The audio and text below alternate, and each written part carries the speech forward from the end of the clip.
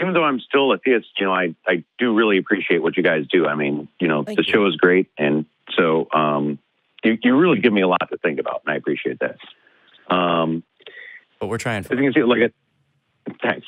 Like I told the call screener, I called in the Atheist Experience a couple weeks ago when I was going through a pretty rough time. And I just kind of want, a second and, I guess, third and fourth opinion here. I basically, something happened to someone I deeply care about, and I don't really want to go into detail to respect privacy. Okay. It was on the news, so if I say too much, people could find out, so. Okay. But if they're in trouble or injured, I hope that they get better and that it's not too bad, but I understand your wish to respect their privacy. Yeah. And so basically, I didn't want to talk to family or friends about it. I wanted to, so I hadn't been to church in about, 8 weeks. And then I called my pastor and I said, Pastor, I have to talk to someone. I don't want to talk to family and friends. I just need to talk to someone. Can I go to service tomorrow and talk to you after church? He's like, absolutely, no problem. So I did. And I'm getting to a point here. But I did. And after service, we talked about 45 minutes. We talked through it. And then he said, let's pray. So we prayed. And then what was really nice, I thought, is he said, Nick, I want you to know that, I'm not saying, where have you been? I'm saying welcome home. So, and this is someone who, even though he gets paid to be a pastor, he'd still get paid if he helped me or not. But, he honestly does give a crap about me, Yeah. That's good. It's always good, Yeah. Whatever your beliefs, to have someone that you can talk to and to know that you have a community. Yeah. And since then, things have gotten better for both my friend, and me personally in my life, because I actually put some things on hold to help her out and everything. But things have gotten better. And basically, I mean, I know you're talking before about, the damage that, religion has done in the past, and it has. Don't get me wrong, it has, depending on who does it. But, on the other hand, there are good religious people out there, and this really helped me. So like I said, I hear all the arguments that on your shows, and I am on the fence about whether or not I truly believe, but this just helped me. It's good for me right now, So, yeah. When you say this is helping, do you mean like praying and attending church, or do you mean talking with a pastor? Talking with a pastor, praying, attending church, just being around people who understand and engaging in the religious who are just there, basically, And I have atheist friends too, and they've been helpful too.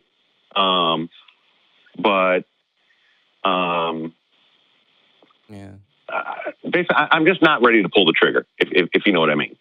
Just because this has been so helpful. Yeah, I kind of know exactly what you mean, actually. Actually, I haven't asked you on the show about your deconversion sort of story or the way that you came out, Shelley, and I don't know whether that would be something you think would be helpful now. But not necessarily. I mean, just thinking about what you said, Nick. But I'll talk about that later. Thanks. Yeah. I think, it's got to be up to you if you want to pull that trigger, as you say. If and when. And I think, I'm so happy for you that you have a community and people in your life that support you and make you feel better.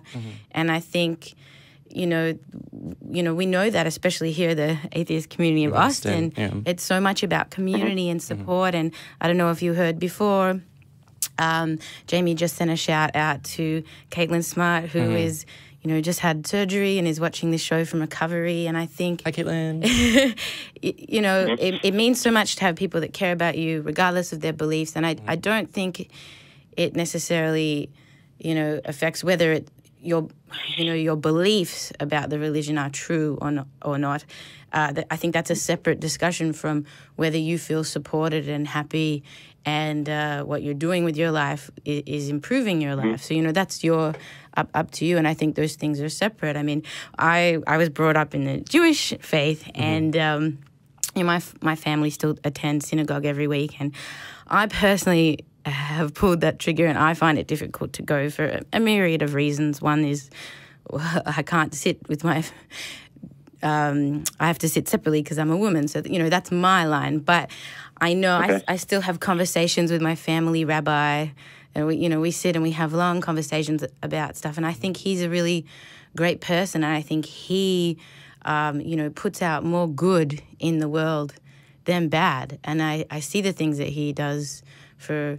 I mean, I guess it's hard for me to really measure, but that's my that's my feeling. And so the fact that I am not part of the community anymore, or the fact that I don't believe what he believes, doesn't affect my ability to recognize that what he does is positive and that community is positive. So I think even if I probably shouldn't say, but I know people that go to my synagogue and don't believe anymore at all, but that community means so much to them, that support means so much to them, and they still participate, but they don't believe. So it's really, up to you and how you're feeling. And I don't think you should limit the support and love in your life in any way if you don't want to and you're not ready to. Whether or not you believe there's a God, I don't think that you should cut anyone out of your life because they believe something different than you. Absolutely. Again, I never would do that. If there's anything that I can say on this show, it's that humans are more important than what you believe. Like how we care for each other and get along and form communities. The C for community is at the center of our name, and it's at the center of everything we do at the Atheist Community of Austin. What I will say is that it's one of the more, important things I want to touch on that Shelley said was that you can separate whether or not you believe and are struggling with that with whether or not you engage in the community. If you enjoy going to church and talking to your pastor, or singing hymns, or trying to have the best cookies at the church bake sale, one of the things I remember most about church is how much time, effort, and love people put into the baked goods that they had. Oh, yeah. And hey, sugar is sweet, whether you believe or not. That's right. Then you should do those things if you enjoy doing those things. But I also think that you should be honest with yourself and not let whether or not you enjoy engaging with the religious community influence whether or not you can be honest with yourself about what you believe. And I understand that. And I guess, I know you have other callers. I don't want to take too long, but I guess I'll finish it on, basically how, this church helped me. And it's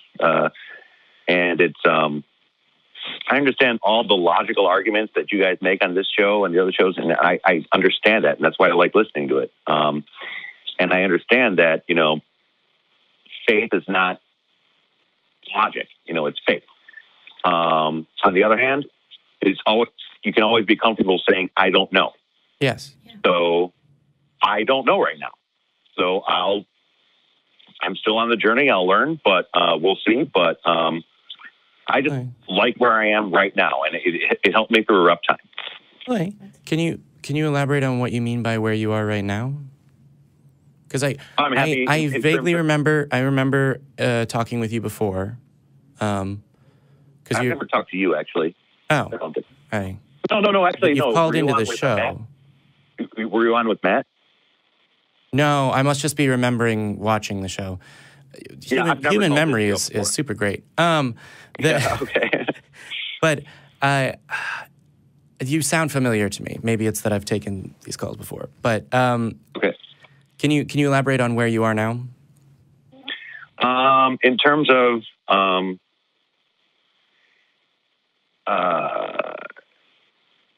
I had a lot of plans, and they all kind of just went to hell. But I'm. Sorry, you said you have a lot of clients? Plans. Plans. Plans. I thought you said I had a lot of clients, which and then great. They all went to hell. Oh, no. And I was sort of like, yeah, I was just not threw them out expecting the that. window. Yeah, that's it. Yeah. But no. We do not endorse defenestration on. Okay. Right. Sorry. Okay. No, but in the past few weeks, I've taken positive steps, and things have gotten better, both me and the people I care about, and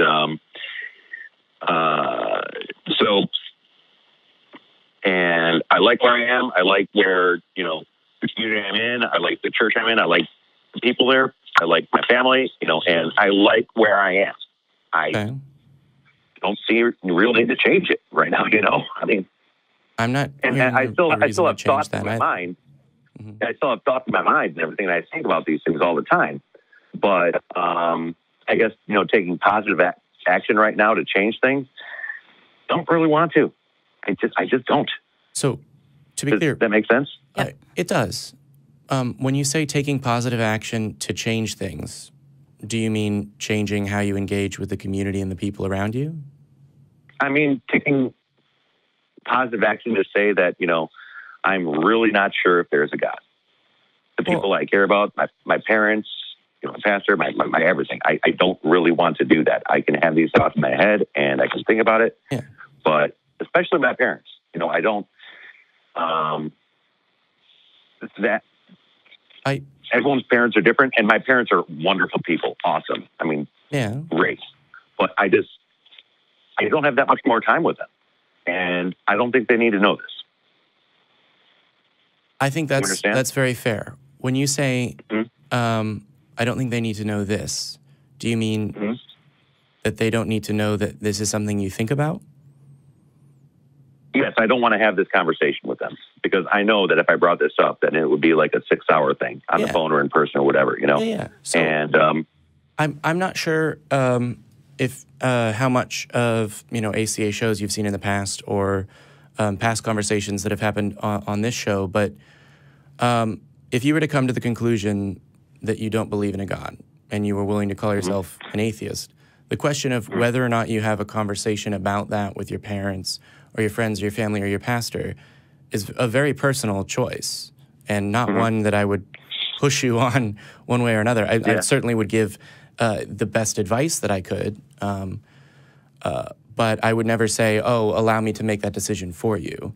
And I would certainly never say, well, the moment that you realize you don't believe, you need to shout it from the rooftops and tell everyone you know and have it be the centerpiece of your life is what you think about, you know, religious institutions or whatever. I would just say, I think that if you engage in critical thinking and examine what you believe and why, and come to the conclusion or are on the verge of coming to a conclusion that you don't have sufficient reason to believe in a God, that you, as a thinking human being, as an individual, should be free to come to that conclusion and not feel like there's something that you can't think about. Well, let me tell you, I've gone back and forth for a while, and I guess this will be my last point, because I guess, I know you have a lot of callers. Give me one more thing. Keep trying to get off the hook. No, I'm not trying to get off the hook. I'm just trying to be polite, you know? No, I was actually an atheist for a while. I didn't tell anyone. You know, I still went to church on Christmas with my family and everything, but I didn't believe. And the reason I did is because my family had joined this church where basically it was the 6,000 years of creation and everything. And then I went to college, and I realized that's just BS. That's not true. That's just not true. You know. But the way I was brought up to believe is that, and again, my parents are wonderful people. They were just trying to do what was right. Okay. But I was brought to believe that if you don't believe this, then, you're not a true Christian. So I guess I'm not a true Christian. So I've got, and then I do a lot of research like on my free time. And I started reading some of the works of St. Augustine of Hippo. And one thing that he said that really stuck with me is that, and he lived in like 600 AD or something like that in Tunisia. And he said, it's very obvious that pagans, which is what they called non-believers, understand how the earth works, how the rotation of the earth, the sun moves around the stars. And it's terrible when believers talk nonsense about these subjects. And we should be very careful to correct them when they do, because all that's going to do is make the pagans laugh believers to scorn. And I thought, okay, I can believe all these things. It's possible to, take faith and science together. I mean, faith is the reason for why, science is the reason for how. And that's just something I'm going through right now, and I'm Can agree or disagree? I don't know. That's just what I'm hold saying. On one second. That's kind of what he was saying. Hold on one second, Nick. You were. I just wanted to ask, Nick, when you say you're in college and you came to this conclusion of, well, this is not true, I was just wondering what led you to that realization, and also what are the things that you felt wasn't true? Was it a God? Was it, like specific beliefs related to, the religion that you were brought up with? I guess just going more into science classes and, learning about critical thinking and philosophy and seeing, how being exposed to a lot more things than I was before. Yeah. And do you remember specifically which ideas sort of, which concepts? I went through something similar in biology class. Yeah. Do you remember, was it thinking, oh, the Bible's not true, or, you said specifically. I think it was thinking that I was always taught that the Bible is the completely inspired word of God, word for word. And then, I realized that, first of all, that that's circular logic, because it says it is. It is because it says it is, basically. Yeah. That's the argument. Yeah. And also, though, that first of all, I realized there's two creation stories, Genesis 1, Genesis 2. Those are two completely different creation stories. Yeah, that'll... If it's the exact word of God and entirely true, that can't be right, Yeah. Then I learned more about biology, learned more about cosmology, learned more about science, and it just that's what got that. Yeah. Got me there, basically. And you're still in that place regarding the Bible. Well, no, and this is something St. Augustine said too, is that he didn't look at Genesis 1 and 2 as a science textbook or anything. Yeah, it's literal. He wrote that it was a logical framework, basically. It wasn't exactly what happened. So, maybe that's a cop out for me. I don't know, but a guy in 600 AD writing that. Right or wrong, he was a pretty smart guy. So yeah, there's a lot of smart people. Yeah. And I know that, one saying that Michael Shermer says, smart people are very good at convincing themselves that they're right. When yes. they know they should be wrong. It's the intelligence trap. Yeah. And maybe I'm not saying I'm a particularly smart guy, but maybe I'm falling into that trap. I don't know. But like I said, I'm just going through thoughts, going through things, and I'm just not ready to pull the trigger yet. And there is no God. I don't know. I'm glad that you've got, shows to listen to and keep thinking about. So I'll say a couple things right before we hop off. One, are you open to learning more about skepticism, specifically? Absolutely. I consider myself a skeptic, believe it or not. I have a, yeah. So if someone starts a sentence saying no one will ever convince me, I stop listening. Yeah. Because that's not skepticism. Because that sentence will never persuade you? No. No. Well, no, because that means that their mind is completely closed. Yeah. Yeah. So what I will say is I hope that you'll call back. Can I, maybe not next week, but the week after? Can we keep having these conversations? Because I think we're getting to an interesting place, and I think people absolutely. Well, it's my dad's birthday in 2 weeks, so probably not. Oh, but, okay. Maybe next week. Maybe a week after. Yeah. Mm-hmm. Or if you want me to call next week, I can. But I don't know how much will change. When you don't have to call me every day. Call me when you've got something to say. Okay. As I've said that, as an ex of mine said. But yeah, so we'll hop off. I hope that you stay in touch. I don't know whether you're in any of the sort of groups where, fans of the show and members of the community chat about these things. You can find them on Reddit, r/Talk Heathen, and then we have the ACA Productions private group. There's actually the Atheist Experience official discussion group on Facebook is also pretty good. So I would encourage you to engage there and to call back and keep reading. Thanks, Nick.